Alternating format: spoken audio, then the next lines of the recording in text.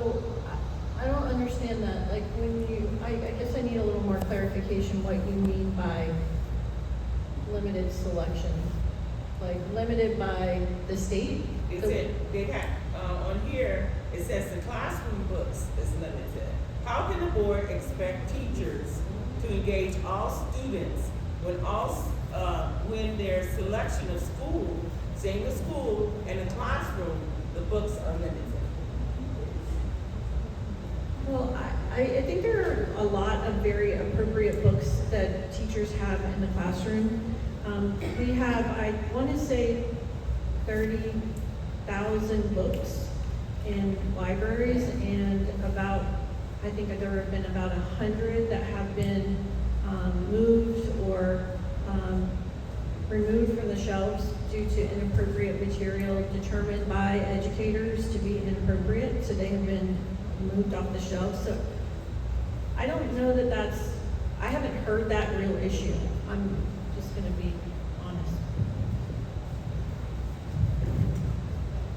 Going back to the conversation where I think that the community can oftentimes misunderstand what is supposed to be inclusion and representation, which would include reading materials in the schools.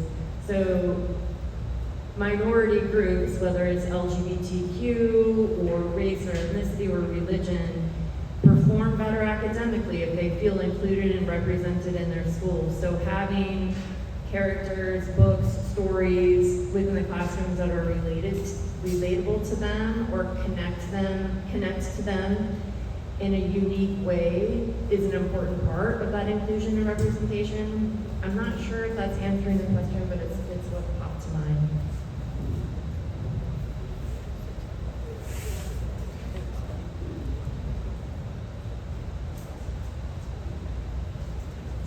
These three are pretty similar. Do you think that the 10 Commandments should be posted in the school classrooms? And how do you feel about the 10 Commandments? And would you vote to have the 10 Commandments to be posted in public schools? So first of all, I don't think it's appropriate for me to say how I would vote. I have another fellow school board member here. That issue has not come before the Martin County School Board.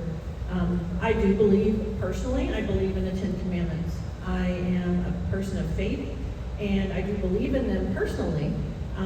But if and when that becomes an issue for the Martin County School Board, I will we'll have that conversation among ourselves as the board, and I'll also get the input from the community. I also would agree with the 10 Commandments. I mean, who can argue with the 10 Commandments, but I very much disagree with having them posted within the schools. If we're wanting to improve the character of our schools, then we have programs available to do that, such as character counts, which I know that isn't really a thing anymore. But there are other ways that we can work on improving the character of students, and I think that regardless of my own spiritual beliefs or faith, that really shouldn't play a part on what would happen in a public school. If you were to post the 10 Commandments, then I believe that you need to post a representation of other religions and faiths as well, in order not to ostracize any students, because if you have a student who is not a part of that faith, that can create a division between the educators and the students, where they feel like they're not seen in the same way by their teacher. So that would be bad for education. Do you agree with book banning?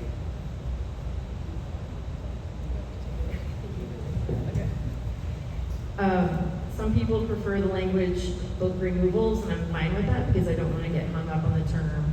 Overall, I personally would probably have kept 99% of those books on the shelves in high school. I understand why some of them were eyebrow raising for sure. So I'm comfortable with some of them being removed. I think there's a massive overreach, and so while you're consistently hearing about maybe 5 to 7 books that are pretty, shocking to think about being in a school, You're hearing about these 5 to 7 books, meanwhile you have about 90 that had very little inappropriate content into it, including Toni Morrison and books where students took these as part of their AP English class back in the day, and now those are being taken off and no one's really talking about that. And they also have themes of racism and LGBTQ community, and you can't really ignore those themes with the books that were removed. So I understand a few, but most I didn't. So I would say that the majority of the books that were removed from the Martin County School District were adult fiction. They were not meant for children. And if you even looked at some of the books, they were adult romance novels. I've read some of them. I didn't read all of them. But I did read the snippets of language and things that were in the books that I would, in most cases, agree that it's not acceptable for young children to be exposed to.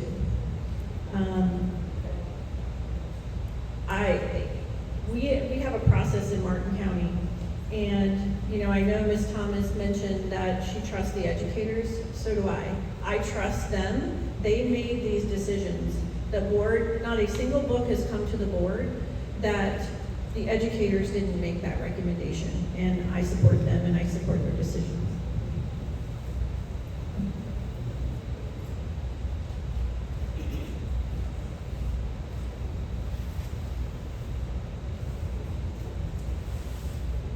Okay. What preventive programs do you have in place for students prior to leaving ISS? And what is your plan to get more diverse teachers and leaders on campus? Part question. Doesn't matter.